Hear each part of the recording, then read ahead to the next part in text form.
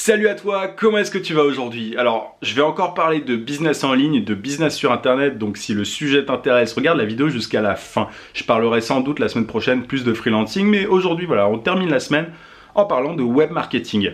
Alors, tu sais sans doute que quand tu montes un business sur internet, tu as besoin de trafic. Il existe en gros 3 types de trafic. J'ai beaucoup utilisé le chiffre 3 cette semaine dans mes titres de vidéos. Aujourd'hui, ça va être pareil. Il y a 3 types de trafic qu'il faut connaître quand on veut monter son business en ligne. Je te parle de tout ça d'ici quelques secondes. Juste avant, je t'invite à mettre un gros pouce bleu pour me soutenir et à t'abonner à la chaîne si ce n'est pas déjà fait. A tout de suite.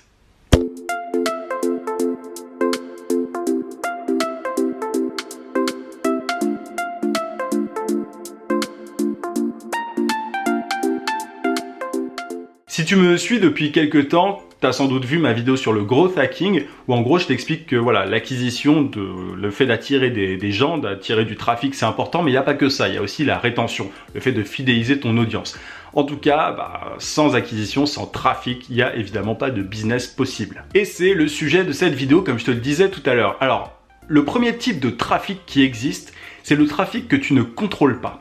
Le trafic que tu ne contrôles pas, ça peut être tout un tas de choses très différentes. Ça peut être les recherches sur les réseaux sociaux, sur Instagram, sur Twitter, sur Facebook, les guest blogs aussi, tu sais, quand tu as écrit un article invité sur un blog par exemple, tu as des gens qui vont arriver sur ta page, en gros ton site internet par exemple, enfin vers ton business quoi, et tout ça tu peux pas vraiment le maîtriser. Pareil, les recherches Google, les recherches YouTube, tout ça c'est des choses que tu peux pas maîtriser, en gros. Je dis en gros parce que tu peux parfois dans certains cas un petit peu maîtriser ces sources de trafic, mais grossièrement on peut dire que tu les maîtrises pas, c'est des gens qui te connaissent, qui arrivent sur ton contenu, sur ton site, sur peu importe quoi, mais qui arrivent là sans que tu puisses faire quoi que ce soit. Le deuxième type de trafic, tu l'auras compris, c'est le trafic que tu peux contrôler. Alors pour résumer, c'est la publicité payante.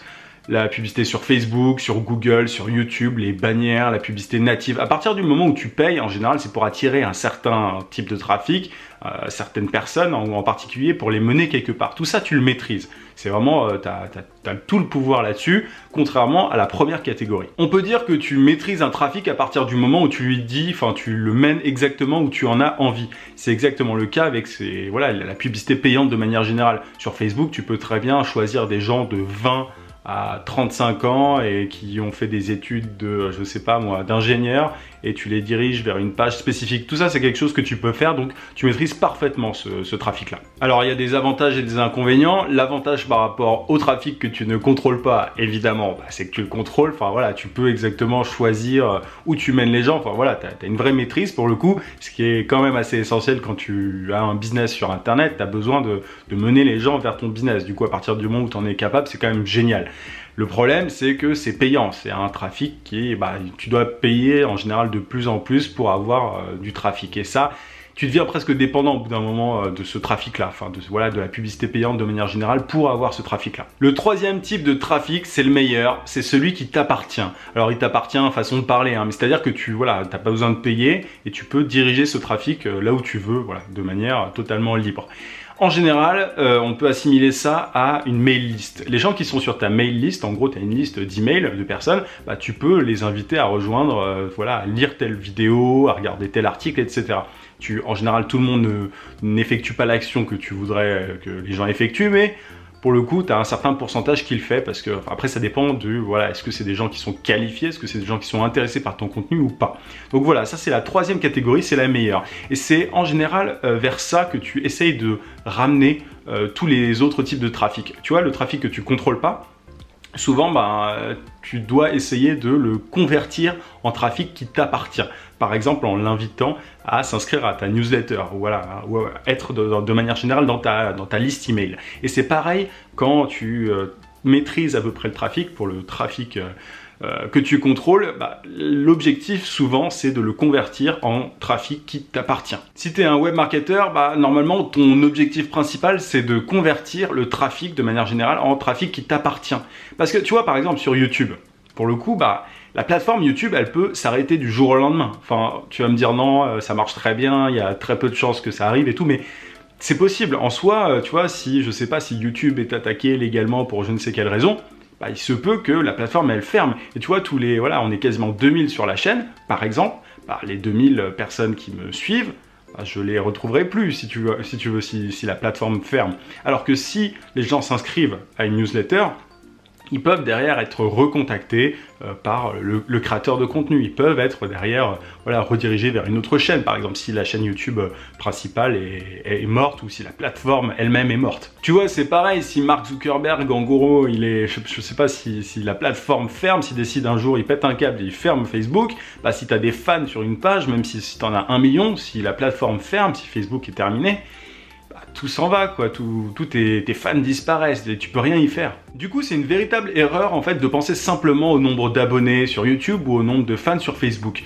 Ces plateformes-là, elles sont importantes, tu peux aussi les maîtriser un minimum, parce qu'il y a de la publicité YouTube, la publicité Facebook, mais il faut payer. Et je pense que voilà, tous tes efforts doivent converger dans le sens d'une mail list de plus en plus grosse parce que c'est du trafic qui t'appartient. Je te prends un exemple, je ne sais pas si tu connais Jean Rivière ou Antoine BM qui sont des webmarketeurs, en gros ils ont des chaînes YouTube, ils ont récemment lancé des podcasts, chacun a lancé un podcast et du coup, c'est un autre, tu vois, c'est d'autres plateformes, ils ont arrêté de faire des vidéos YouTube, il me semble, et pour le coup, ils ont cartonné dans le classement des podcasts sur Apple, simplement parce qu'ils ont une grosse mail list. Tu vois, toi, que les abonnés YouTube et tout, tu te dis, ah ouais, ils ont du monde, mais en fait, ils ont encore plus de monde parfois sur leur mail list. Du coup, ça leur permet, s'ils ont envie de changer de plateforme, de changer de plateforme, parce qu'ils disent aux gens par email, ah bah tiens, j'ai lancé tel podcast, rejoignez-moi ici, et plutôt que sur ma chaîne YouTube. Donc tu vois la puissance vraiment d'une mail list. Après, bien sûr, le trafic qui t'appartient, en général, il vient de ces plateformes-là, il vient du trafic que tu ne maîtrises pas et du trafic que tu maîtrises. Tu vois, enfin, c'est un petit peu peut-être compliqué à comprendre, mais c'est, enfin, pas tant que ça au final. C'est, voilà, t'as le trafic qui t'appartient. Et l'idée, c'est de ramener tout le monde, un maximum de personnes, vers ce trafic qui ne t'appartient pas. Même quand les gens te cherchent sur Google, par exemple, s'ils atterrissent sur ton site, tu peux très bien inviter les gens à s'inscrire à ta newsletter. Donc là, tu vois, tu as transformé quelqu'un qui vient d'une source de trafic, en gros, que tu ne maîtrises pas, vers ta mail list. Et c'est comme ça qu'on fait en général. Tu as tout un tas de techniques par rapport à ça. Moi, sur YouTube, j'utilise les annotations, par exemple, pour convertir les personnes en inscrit à ma newsletter. Donc il y a tout un tas de méthodes, mais c'est vraiment, faut comprendre ça. Si tu veux monter ton business sur internet, tu peux pas passer à côté de ça, il faut que tu convertisses le trafic. Bref, voilà un petit peu ce que je voulais te dire sur le sujet. C'est vraiment important si tu te lances sur internet, c'est important à savoir.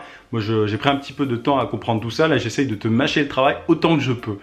Voilà, j'espère que cette vidéo t'a plu. N'hésite pas à télécharger juste ici sur le i ma formation vidéo gratuite pour trouver des clients rapidement en freelance. Tu vois, j'applique totalement ce que je viens de te dire dans cette vidéo là. Si t'es pas inscrit à ma newsletter et que t'as pas téléchargé encore ma formation vidéo, je t'invite à le faire et ça te permettra derrière de suivre toutes les actualités de manière beaucoup plus poussée. Du coup, je voulais te dire aussi que mardi prochain, je crois que c'est mardi. Là, j'ai super chaud, c'est insupportable cette chaleur à Paris.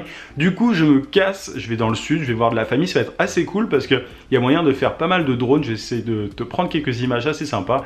Et puis, je vais aller profiter de la piscine. Ça me fera pas mal de bien. Ça fait un petit temps que je suis à Paris. Là, ça fait je sais pas, quelques mois. J'ai pas beaucoup bougé parce que j'avais pas mal de trucs à faire.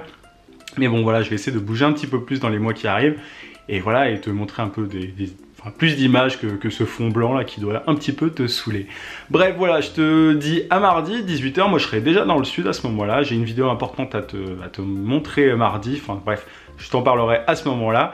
Je te souhaite un très bon week-end. Et puis, du coup, voilà, à mardi. Vie sans limite. À plus.